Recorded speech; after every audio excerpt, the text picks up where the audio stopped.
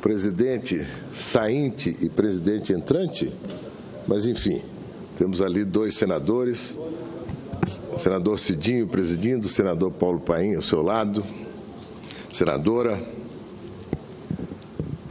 Uma satisfação estar aqui nessa tribuna, no momento que a Comissão de Constituição e Justiça do Senado Federal está votando pela admissibilidade da PEC 55, da PEC conhecida como do teto e rebatizada pelo senador Ferraço como a PEC da responsabilidade fiscal, das contas públicas organizadas, das contas públicas que não desorganizam a economia e que não provocam esse desastre lulopetista dos 12 milhões de desempregados apurados pelos institutos de pesquisa e mais 10 milhões que já cansaram de buscar emprego e que, de qualquer maneira, se encontram em situação semelhante.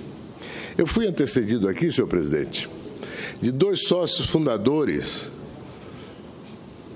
dois sócios eminentes do estelionato eleitoral de 2014, a senadora Vanessa Graziotin e o senador Humberto Costa. O estelionato que já no dia seguinte à eleição começou a se tornar público para todo o Brasil e que nos fez penar durante 15 meses, 16 meses, 17 meses, a tragédia desse dito segundo mandato Dilma, lulopetista. Um desastre. O que é impressionante, senhor presidente, é ver a senadora Vanessa, no seu solilóquio, como eu mencionei ontem, de novo falando com ela própria, porque o Brasil já não escuta isso. É tal a quantidade de mentira, é tal a quantidade de reflexões que procuram, de algum modo, eximi-los dos crimes todos que cometeram, que não se pode dar ouvido a isso. Mas já que ela vem aqui e fala, é importante que a gente possa mencionar. Ela não está preocupada nem com os Estados Unidos, que foi o pretexto da fala dela, nem com o Brasil. Ela está preocupada com a sobrevivência dela. Até porque o partido ao qual ela pertence saiu muito mal nessas últimas eleições. Saiu numa situação deplorável, saiu numa situação de absoluta rejeição da opinião pública. O Partido dos Trabalhadores vai governar cidades que, num país imenso como o Brasil, são cidades que acolhem 6 milhões de brasileiros. Infelizmente, para eles, terão gestões petistas. E o padrão petista de gestão é o padrão do desastre, sempre caminhando na direção do desastre. Enquanto tem bonança, eles dilapidam a bonança e depois eles xingam os que querem tirá-los do poder. Mas aqueles foram tirados do poder e a opinião deles hoje vale a expressão que eles têm, quase nenhuma na sociedade. Portanto, vai continuar xingando. Olha, aqui no Brasil aconteceu algo semelhante nos Estados Unidos, só que aqui foi um golpe, não foi impeachment. É uma recusa total à realidade, foi uma maioria eventual, é uma maioria que está se consolidando, tanto na Câmara como no Senado, e tem nos permitido votar matérias relevantes e cruciais para que o Brasil saia desse buraco em que eles nos deixaram. É uma maioria consistente e comprometida com sair da crise, criar credibilidade e fazer voltar o emprego. Eles estão desesperados porque achavam que nos seus procedimentos não republicanos, nas suas práticas totalmente condenáveis e totalmente tornadas públicas pela Operação Lava Jato, não é? E por outras, eles achavam que iam se perpetuar no poder, que iam conseguir mentir para todos durante todo o tempo. Deram com os burros na água. Estão aí num desassossego, num desespero e a reiteração da mentira sucessivamente. ela não sabe nem o que está dizendo. Quando diz, por exemplo, que nós queremos acabar com a Lava Jato. Não, nós queremos que o pessoal do PT, o lulopetismo, pague pelo que fez. E a Lava Jato está impondo penalidades e responsabilidades a essa gente. E deve continuar, e é fundamental que continue. E vai continuar. Os brasileiros querem isso. Aí fala de um projeto neoliberal. E o projeto deles foi o projeto da pilhagem, do assalto aos cofres públicos, da roubalheira, da má gestão que destruiu as empresas estatais, quase afundam a Petrobras. Tem sentido ficar respondendo essa gente? Olha, tem o sentido da reiteração desses crimes todos cometidos pelo lulopetismo, do qual a senadora Vanessa Graziotin e o senador Humberto Costa foram sócios, sócios atuantes, ativos, e hoje, no desespero da derrota, se sentem na obrigação de vir aqui tentar nos contrabandear mentiras. Vamos pegar a PEC do teto. O senador disse amarra por 20 anos. Mentira, senador. Não seja mentiroso. Não ocupe o plenário do Senado, a TV do Senado, para falar mentira. A PEC determina que, de fato, durante 20 anos viveremos sob esse regime do teto, que obriga o governo a gastar no ano seguinte, no orçamento, o orçamento do ano anterior, mais a inflação do ano anterior. Mas, depois de 10 anos, é possível, a cada período de governo, fazer mudanças na emenda constitucional. E, a todos os anos, o Congresso Nacional, Câmara, Senado, poderá modificar, inclusive, investimentos como da área de saúde e da educação, ampliando esses investimentos desde que reduza em outras áreas. O total não pode ser mexido, ele será corrigido pela inflação, não sofrerá nenhuma perda. Esse é o primeiro ponto. Mas o Senado pode eventualmente achar que tem que acrescentar recursos nessa ou naquela área e vai ter que tirar de algum outro lugar. Segundo, o senador Humberto Costa precisa saber fazer conta. Fazer conta é elementar, sobretudo para um homem público. É por isso que eles trataram as contas públicas com tal desdém, com tal irresponsabilidade, que eles achavam que podiam pilhar todo o tempo e não sofrer nenhuma consequência, e as contas públicas não iam ficar tão deterioradas como elas estão hoje. Ele disse o seguinte: olha, o relator Eunício, lá na Comissão de Constituição e Justiça, da PEC, está dizendo que já no ano que vem teremos recursos adicionais da saúde. Mas não teremos porque caiu a receita, que não cair da receita, a porcentagem cai também. Enfim, um raciocínio de quem não está aqui para explicar, não está aqui interessado em debater, em discutir coisa alguma. A verdade é a seguinte: este ano são mais ou menos 100 bilhões de reais destinados à saúde pública no Brasil. Equivalem a 13,2% do orçamento deste ano. O ano que vem, o piso da saúde não será mais 13,2%, será 15%. Ele vai aumentar. 1,8%. Isso significa que nós teremos mais 1,8% do orçamento do Brasil, além do orçamento deste ano, que a saúde tem, no orçamento da saúde do ano que vem, mais o reajuste da inflação deste ano. Então, nós teremos, o ano que vem, provavelmente, algo em torno a 20, no total, 20 e poucos bilhões a mais no orçamento da saúde sobre este ano. E ele vem aqui e diz que isso não é verdade. E nem é capaz de sustentar um debate. Se estivesse aqui, eu daria a palavra a ele. Vem aqui mentir. Vem aqui tentar enganar os brasileiros. Enganar as pessoas. No que se refere à educação, a mesma coisa. Ele só grita, tem razão, vai reduzir a educação. Vai nada, senador. Vai manter como piso 18%. E se o Congresso Nacional, no orçamento do ano que vem, no orçamento do ano que vem, para 2018, quiser acrescentar recursos, poderá fazê-lo. Não, porque querem privatizar a educação. Bando de mentirosos. Nem votaram agora o recurso para o FIES, para pagar o FIES. Fizeram um programa sem sustentabilidade, demagogos. gente que não tem compromisso com programas sustentáveis. Depois deles, é aquela frase que os franceses usam muito: depois de nós, o dilúvio.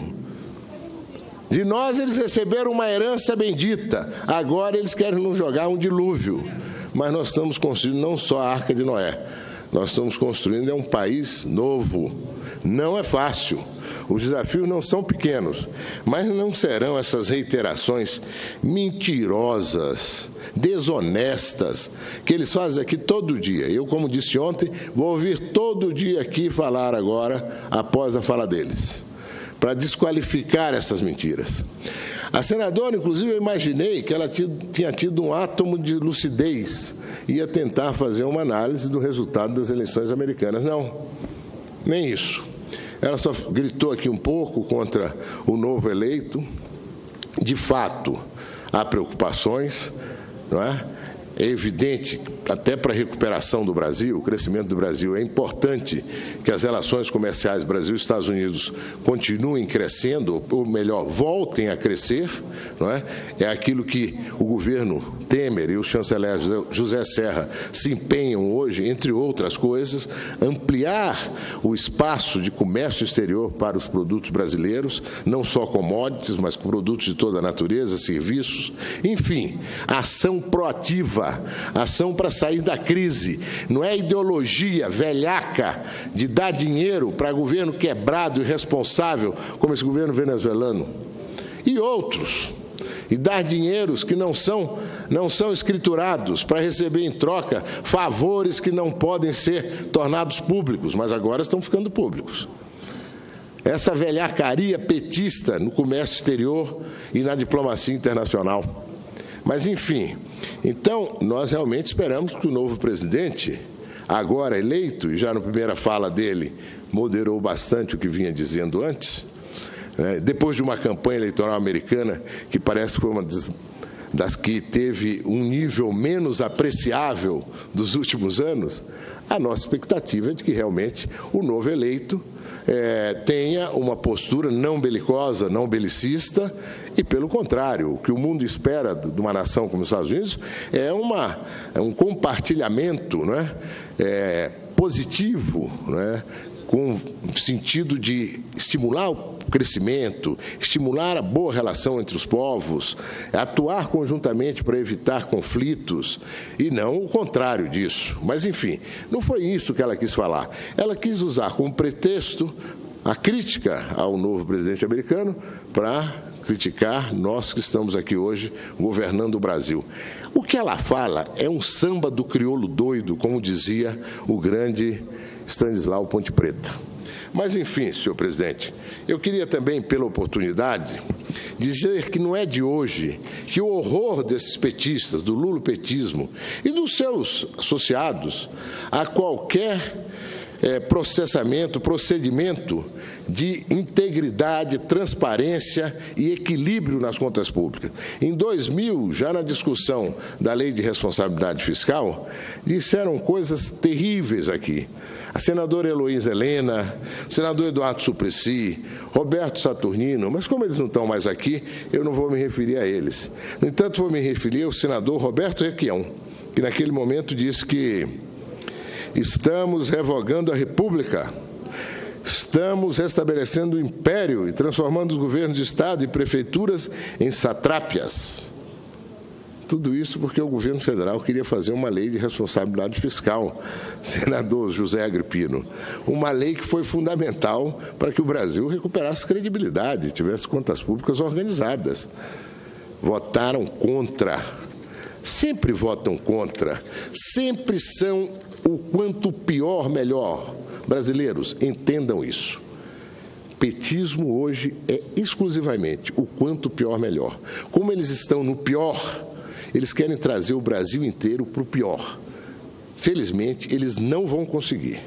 Quero fazer, por último, senhor presidente, um registro aqui de história. Espero até que algum senador do PMDB, senadora Simone Tebet, possa também fazê-lo. O PMDB lançou um belo livro hoje chamado 50 anos, o partido que muda o Brasil.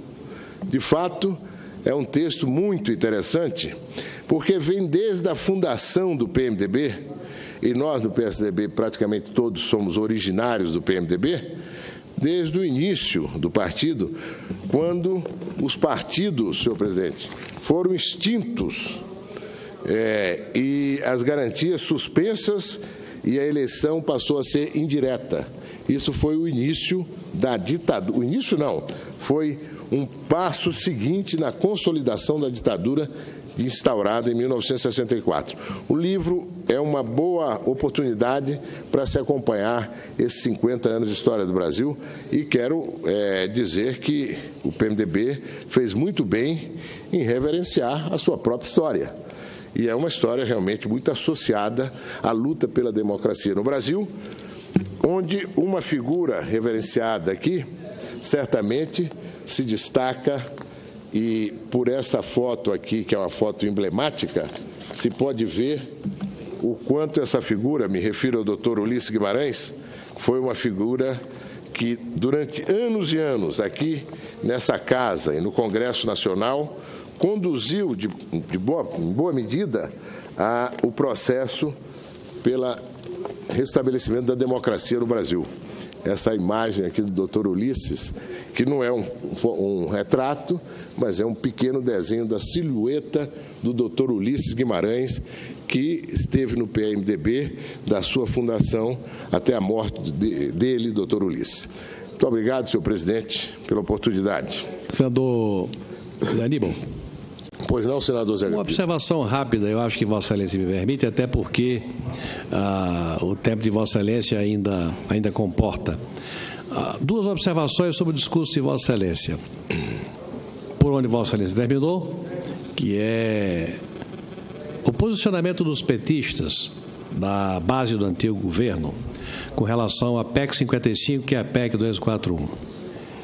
É impressionante, é absolutamente inacreditável a forma como que eles abordam o assunto, como se eles tivessem estado ausentes do poder nos últimos 13 anos. Como se eles não tivessem sido eles os responsáveis pela troca de uma dívida externa barata por uma dívida interna caríssima, que levou o Brasil à ruína. São 4 trilhões de reais hoje a dívida pública interna do Brasil, e que leva a taxa de juros aos níveis incivilizados e imorais que o Brasil é obrigado a praticar. Do contrário, o brasileiro não empresta ao governo, não compra o CDB, não financia a dívida interna.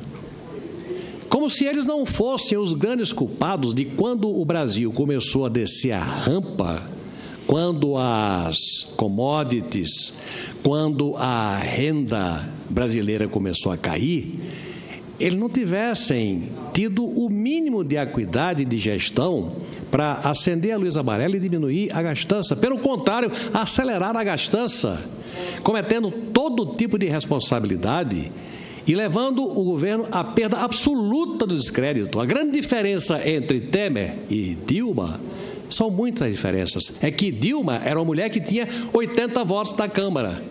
Temer tem 360, é capaz de fazer as mudanças que o Brasil precisa fazer para consertar a lambança que eles fizeram com o Brasil. É isso. É impressionante, senador Zé Aníbal, a disfarçatez com que eles abordam o assunto, como se eles não tivessem nada que ver com o que nós estamos sendo obrigados a fazer. A PEC da limitação de gastos para impor ao orçamento federal uma limitação de gastos para consertar o Brasil. Para o governo seria ótimo não ter limitação para continuar gastando como eles gastavam, irresponsavelmente. Mas não, o atual governo está se impondo uma restrição em benefício da saída que o Brasil precisa encontrar. E aí vem as manifestações demagógicas. É absolutamente inacreditável. A cara de pau destas pessoas. Eu quero louvar Vossa Excelência pela abordagem do assunto, e assunto ao qual eu agrego essas minhas modestas contribuições. Muito bem. O segundo é a eleição de Donald Trump.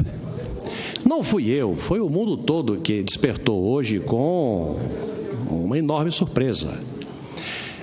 Ele foi eleito pelo voto direto, pelo sistema americano, ele é o presidente eleito e do Partido Republicano. Veja, Vossa Excelência, o partido que eu presido, o Democratas, faz parte de algumas organizações internacionais. No campo das Américas, nós fazemos parte da IDU. Na IDU, o nosso parceiro é o Partido Republicano. Eu tive algumas reuniões já em Washington, nos Estados Unidos, e em fóruns internacionais, com o Partido Republicano. A figura que para mim significa, na verdade, a referência ao Partido Republicano é o McCain, que foi candidato à presidência e que durante a campanha manifestou clara divergência em relação à postura de Donald Trump. Claríssima, frontal, e retirou o apoio a Donald Trump. Eu não quero aqui dizer que estou feliz ou infeliz, quem tem que estar satisfeito ou não é o povo americano que votou. E democracia é boa porque ela entrega o poder a quem o povo acha que deve ocupar o poder. E assim aconteceu com os Estados Unidos da América. Deus queira que Donald Trump adquira experiência política para governar a maior nação do mundo, o maior mercado do mundo. O país para onde se inclina leva o mundo. É isso aí. Leva a China, leva a Europa, leva o mundo todo, por conta do tamanho do mercado, da capacidade tecnológica que o país e a sua sociedade detêm. As melhores universidades do mundo estão lá. Das 10 maiores da economia, a primeira, a segunda, a terceira, a quarta, a quinta, a sexta, a sétima e a oitava maiores estão nos Estados Unidos, e por aí vai. E agora é Donald Trump quem vai governar o país. Sabe qual é a minha grande preocupação? É que Donald Trump nunca foi secretário de Estado, secretário municipal, prefeito, governador. Nunca exerceu coordenação de discussões políticas com quem representa a sociedade. Entre iguais. Esse é o meu medo. Esse é o meu receio. É verdade. É esse o meu receio. Homem público tem que ter carreira, tem que passar por etapas para aprender. Até em campanha eleitoral, é verdade que ele aprendeu bastante nessa campanha eleitoral, aprendeu o que é preciso fazer e como fazer. Não é impor, é como fazer. Eu espero que a campanha eleitoral tenha dado a Donald Trump o devido ensinamento para que ele tenha firmeza de posições, ele tem. A humildade para governar entendendo que os Estados Unidos são o centro do mundo e que não dá para governar a América como se ela fosse um país voltado para dentro de si próprio. A realidade do mundo é que a América faz parte de um sistema global em que, se ele perfurar um balão, o balão explode e a consequência é estratosférica. É isso que eu acho. O meu partido, diga Vossa Excelência, é afiliado à IDU, que tem dentro dos seus quadros o Partido Republicano. Eu não quero fazer avaliação positiva nem negativa sobre as ideias ou sobre a eleição de Donald Trump. Apenas acho que ele precisa fazer uma reflexão de humildade e entender que a atividade política é para quem tem a experiência política e que eu espero que a campanha política tenha dado a ele a devida experiência para entender que a América é para os americanos, sim, mas a América é patrimônio do mundo. Isso aí. Obrigado a Vossa Excelência. Muito bom, muito obrigado, senador Zé Agripino. Eu também desejo, tanto quanto o senhor, que aquele muro a que ele se referiu seja um muro meramente retórico, que aquele muro não tenha nenhum significado objetivo, material, não se realize. E quero também dizer, senador Cidinho, além de agradecer pelas concessões em matéria de tempo, que nós aqui, enquanto eles estão lidando com os problemas deles lá e com os seus desafios, temos o nosso grande desafio aqui e o estamos enfrentando. Recuperar a credibilidade e, sobretudo, recuperar o emprego para os brasileiros. Muito obrigado. Só registrar, não sei se já foi registrado, presidente, a presença aqui do ex-governador de Mato Grosso do Sul e ex-deputado federal, André Putinelli, que está aqui nos visitando. Senador Medeiros, não tinha visto o seu pedido de parte, mas sinta-se à vontade. Se o presidente me conceder rapidinho. Pois não. Não, só diria, senador Aníbal, que se fosse no futebol, se fosse um pênalti, o seu discurso teria sido forte, certeiro e no canto. Realmente nós estamos no momento em que o Brasil precisa arrumar uma situação que não foi criada por esse governo e nós temos que ficar ouvindo a cada dia E eu vou falar, não vou dourar a pílula. Mentiras, mentiras e mentiras. E, aliás, esse partido que saiu do poder, junto com seus anexos, eles têm uma estratégia, senador Cidinho, que é, primeiro, rotular a política do seu adversário, rotular, e depois falsear o tempo inteiro. Rotula, falseia e ilude. E, nesse momento, querem fazer o quê com o país? Querem conturbar tudo. Querem jogar a população contra o governo, sem a menor preocupação se o Brasil vai se arrebentar. Porque o que está em jogo aqui, senador Aníbal, não é o Brasil para eles. Como dizia Antônio Carlos Magalhães, o saudoso ex-presidente dessa casa, ele dizia: o Brasil dessa gente se chama dinheiro. Isso ficou claro quando eles se propuseram a proteger os bens da Petrobras contra terceiro. Senador Medeiros, para si. Agradeço. Só um momento antes de você concluir.